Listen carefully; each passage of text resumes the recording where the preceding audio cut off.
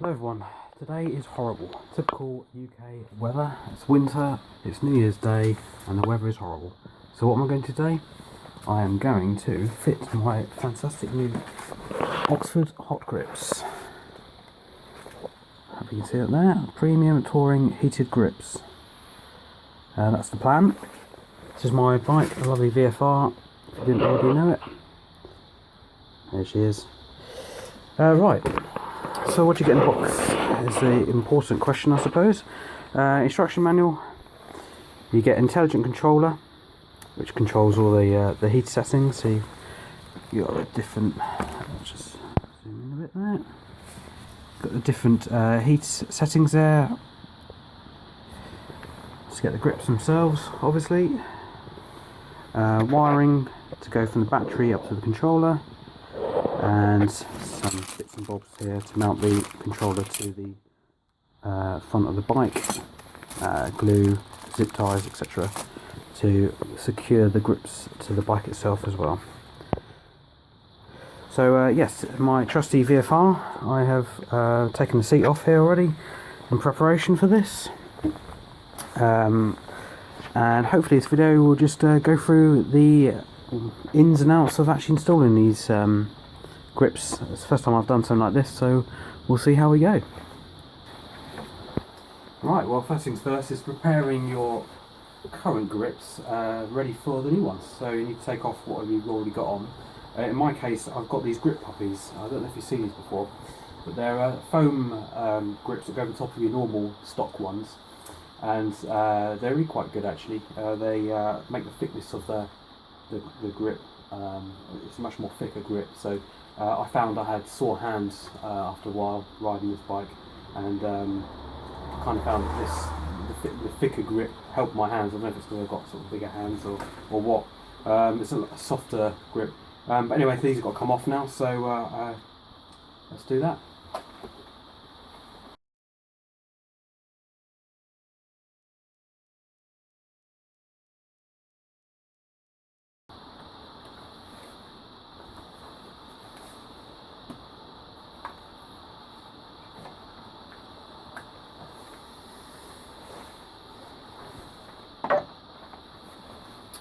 I was going to try and save these and perhaps reuse them. I wasn't sure if I could use them over the Oxford ones because of the heat would go through them properly, or if it would just sort of not work as well. But unfortunately, Rick, they are quite old now, so I suppose the foam is giving up a bit. It's tore quite easily, really. But anyway, there's that. Those are the bin.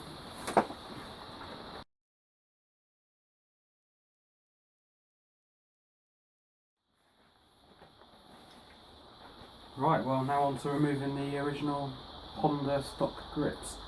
They're probably glued down, so using a selection of screwdrivers I'm going to try and break the glue bonds and get these off.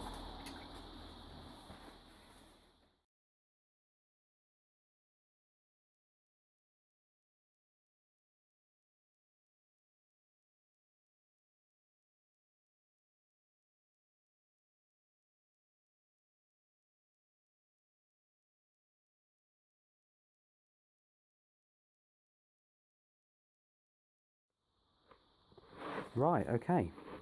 So the original Honda grips from the factory are now off. Wasn't too difficult in the end. Took a little bit of time, but the I suppose good thing about, well, one good thing about this bike being sort of 12 years old is that the glue's kind of done for now. So yeah, so brilliant. So we can now move on to dry fitting the new ones and seeing if they fit on that well, and kind of gauging how much glue we're going to have to use in the final fitting process.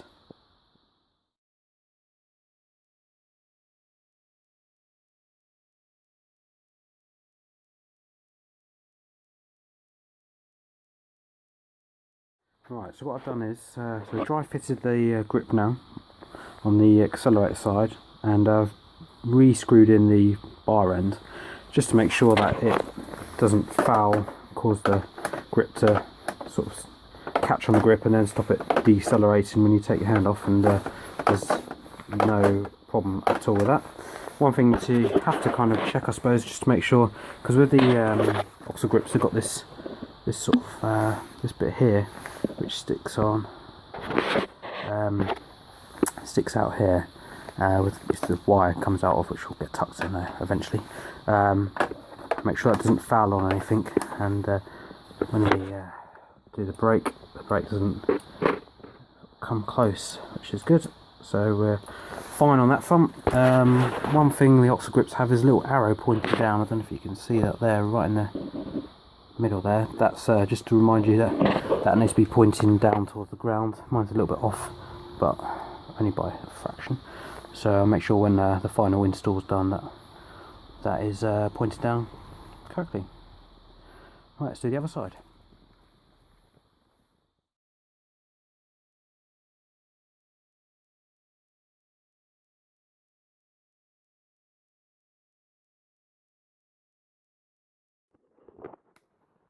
Bring them in here. So that one's a lot easier, that one. I suppose it didn't have a throttle body to contend with, so that just slipped on nicely, and the super glue in there will be fine, although it's not moving, it's barely moving at all. It's got a bit of force. Again, the arrow, you can see that? I don't know if we can, if there's enough light down there.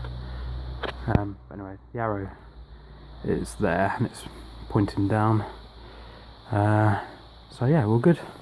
Fire end here fits on, and so we're all good to go.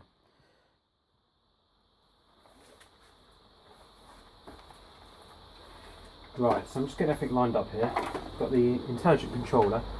Now this is going to mount on the bike somewhere around here. It comes with the brackets in the box, which will mount onto these points here. So we'll put that in, and then these wires connect up into here. Right, so what we've got here are the battery connectors. These O-rings, they go onto the battery terminals, and that wire then connects through the bike up to the intelligent controller, and they'll click together, easy peasy really. Difficult bit, I suppose, is hiding the wiring, which should be fun. Anyway, first of all, let's get this battery cover off and wire these terminals in, and we can faff around trying to hide them afterwards. Alright.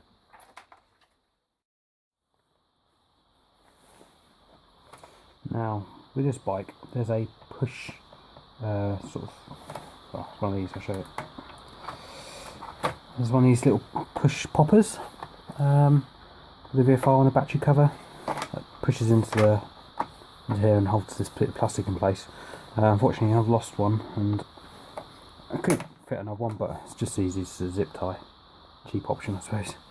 So pop that out, and then this bit of plastic comes away.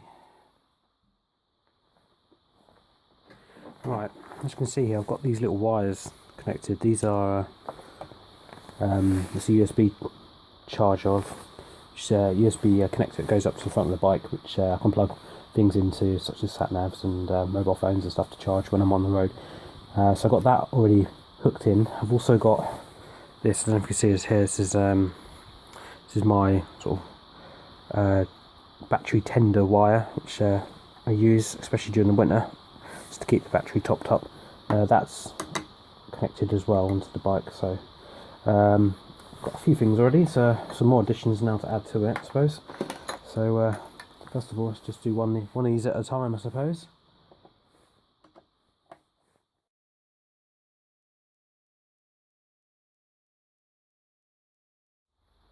Right, so now that's all wired in.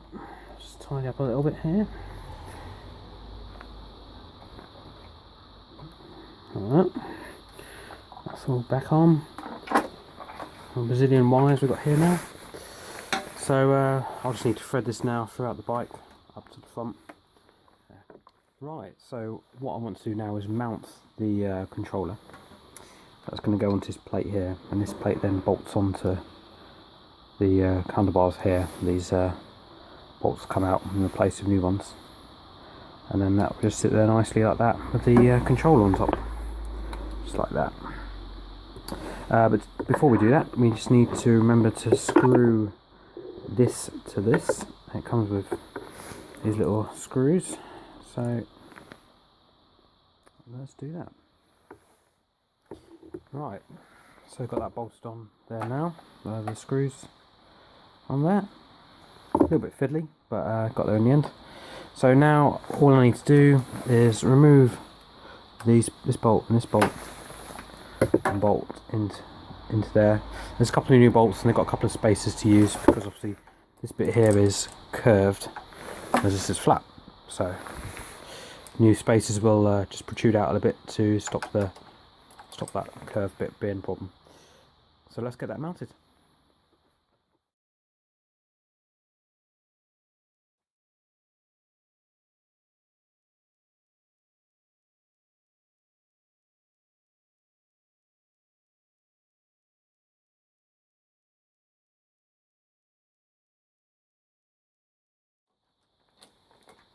Now I'm doing just one at a time because I don't want all this to come off and split in half and have to mess around trying to hold it. So just doing one bolt at a time, trying to get that. This bolt here will hold it together. I don't do it too tight so we can move that around in a second.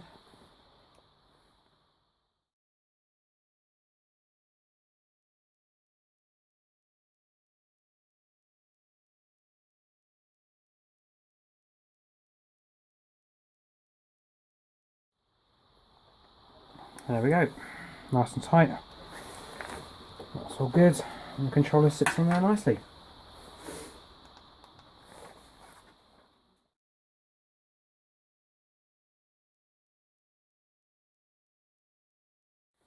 Right, using a can put a towel down here just to protect the paint. Don't want to drop any super glue onto the paintwork and screw that up.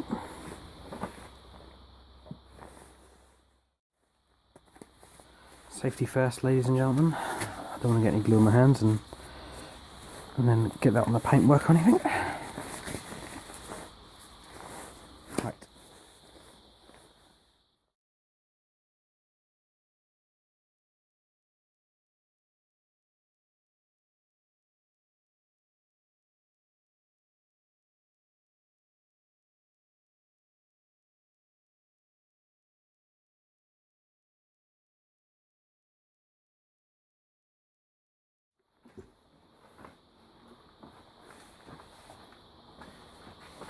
Right, well they're now on. This one is already stuck fast, I can feel. This one I'm hoping will do the same shortly. It's the worry, I suppose, is the more the concern is the throttle one, because you don't want that to, when you're riding along, just to lose grip and you'll be sliding around everywhere and you won't actually be accelerating or anything. So that should hopefully hold fast. Glue got a bit messy, but it's all tidied up now, nice and clean. One thing I am going to do actually first is just to test them, I suppose, just to make sure that they actually do work. That would be useful, I suppose. So let's give that a go. Let's hook everything up. So I've got these routed a little bit. So let's plug these in. Doesn't matter which one to go in. Left and right can go into either of the two there, and this one can only go into one anyway. Right, so that's all wired up.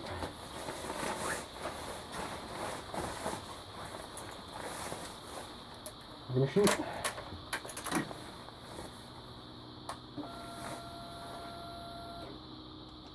There we go, green light.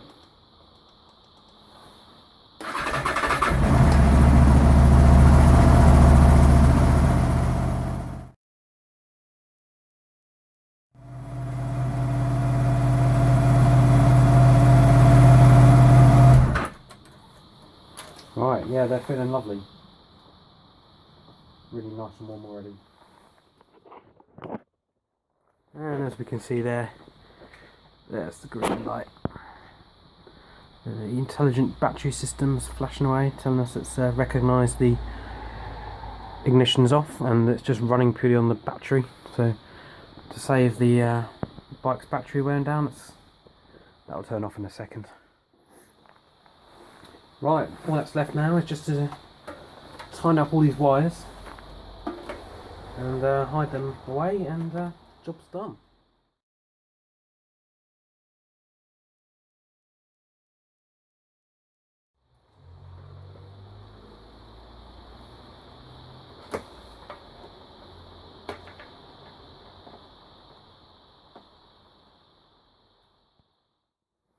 Now, I don't know if you saw that a second ago, but the one of the wires in here, this on this side, the white wire here, little pin came out. So what I've done is I've just put a bit of tape on it just to hold it in place. So I'll do the same for the others, just in case. If anything, it adds a bit of weather protection to the connectors. But on the whole, this is a pretty quality product. It feels like it's all very well, it's substantial materials they've used. So I don't know what's happened here. Just one of those things, I guess. The connectors popped out. I've not been too vigorous with the wires, but oh well, that's all right. Tape them up and continue.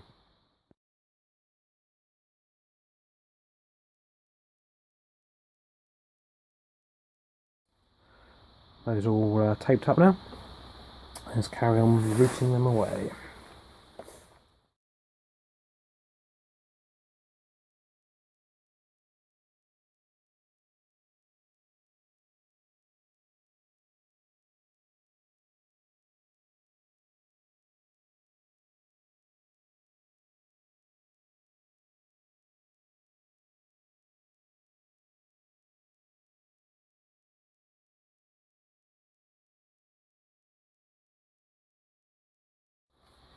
Right, well, there we go. Fairly clean install. Just a bit of wire here, but it's not the end of the world. I suppose if I really wanted, I could have taken the whole panel off, routed the wire up behind the frame, but I'll do that another day. Perhaps when I next come to service the bike and I do need to take the panel off anyway. But that'll do for now. So last thing is just to check it all still works okay, and then pack up and put the bike away.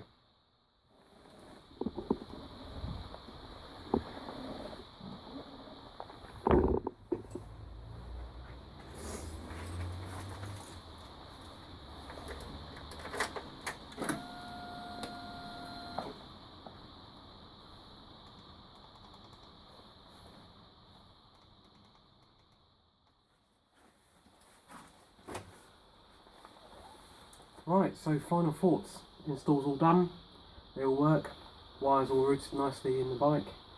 I think these are great, to be honest. I've always liked Oxford products. I've got several Oxford accessories and things, so I've always trusted the brands, and these are no different. I think they look quality, they feel quality. There's good materials used in the making of them, and they heat up nicely and quickly, and with the intelligent battery system it will turn off and save running down your battery completely when you forget to turn them off. So all in all, it's great. I suppose the real test will be out on the road, so that's when I'll really be able to give them a good rating. But from the install point of view, it was easy peasy. So thumbs up really.